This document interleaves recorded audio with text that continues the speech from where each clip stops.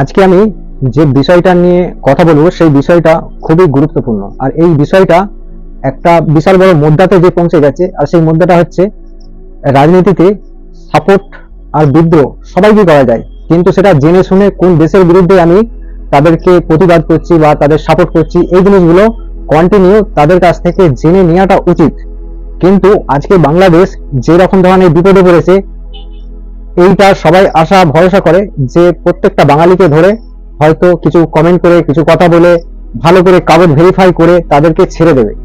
কিন্তু এখন পরিস্থিতি এমন এসে দাঁড়িয়েছে যে বাঙালিরা ইউরোপ বা সৌদি আরব বা দুবাই যে কোনো জায়গাতে যে তাদের দেশের প্রধানমন্ত্রী বা রাজাকে যদি গালাগাল দেয়, ফেসবুকে হোক ইউটিউবে হোক গালাগাল দেয়, যদি নোংরা ভাষা কটূক্ত ভাষা যদি ব্যবহার করে, তাহলে তার বিরুদ্ধে কড়াভাবে আইনত-ভাবে স্টেপ নেবে সেই দেশের সরকার বা সেই দেশের রাজা বা সেই দেশের প্রধানমন্ত্রী। বাংলাদেশের রাজনীতি বা পলিটিক্স যত দেশের লোক আছে প্রোটেস্ট করছে, ঠিক আছে, ভালো জিনিস, এই পর্যন্ত ঠিক আছে।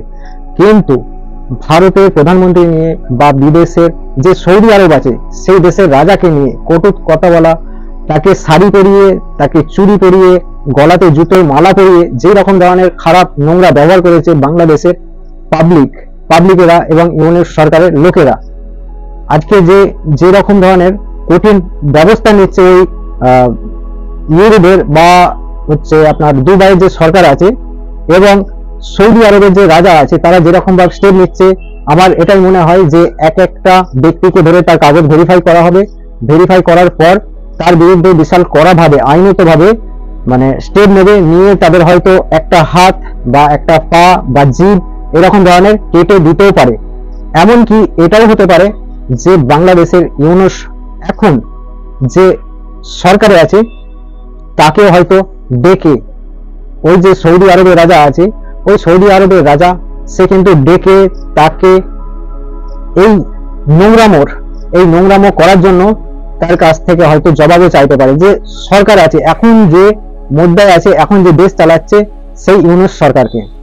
কিন্তু প্রোটেস্ট করার হয় অবশ্যই আপনারা করতে পারেন, সেটা ইসরায়েল, প্যালেস্টাইন এবং গাজাকে যেরকম ধরনের মারছে ইসরায়েল, যদি প্রোটেস্ট করার হয় তো ভাই আপনারা চলে যান সোজা ইসরায়েলে গিয়ে আপনারা প্রোটেস্ট করুন, আপনারা ধর্ণা দিন ইসরায়েলের সামনে, আপনাদের কথা হয়তো শুনতেও পারবে এবং শুনেও নেবে।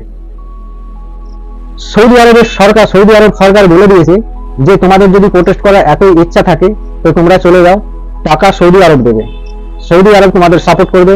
কিন্তু তোমরা এইভাবে কোনো একটা ইসলামিক দেশকে এরকম ভাবে কটূক্ত ভাষা বলে গালাগাল দেওয়া বা কটূক্ত ভাবে একটা নোংরা ছবি বানিয়ে তাকে ফেসবুকে আপলোড করা, ইউটিউবে আপলোড করা, এই জিনিসগুলো একদমই আইনত-ভাবে মেনে নিচ্ছে না এই সৌদি সরকার। তো এখন যে পরিস্থিতি এসে দাঁড়িয়েছে, এরকমও মনে হতে পারে যে বাংলাদেশে যে সরকার আছে এখন, সেই সরকারকে যে হয়তো ক্ষমা চাইতে হতে পারে ওই সৌদি আরবের সরকারের কাছে। সৌদি আরবের যে সরকার এখন রাজা যে আছে, সৌদি আরবে এখন যে রাজা আছে সলোমন, তার কাছে যে পা ধরে তার ক্ষমাও চাইতে হতে পারে, না হলে এর বিরুদ্ধে খুবই কড়াভাবে স্টেপ নিতে পারে সৌদি আরবের সরকার। তো যাই হোক, আজকের ভিডিওটা এই পর্যন্ত ছিল। নেক্সট ভিডিও আপনারা অবশ্যই দেখতে পাবেন খুবই তাড়াতাড়ি। তার আগে আপনাদেরকে বলবো এই চ্যানেলটাকে সাবস্ক্রাইব করে এই চ্যানেলের সাথে থাকুন।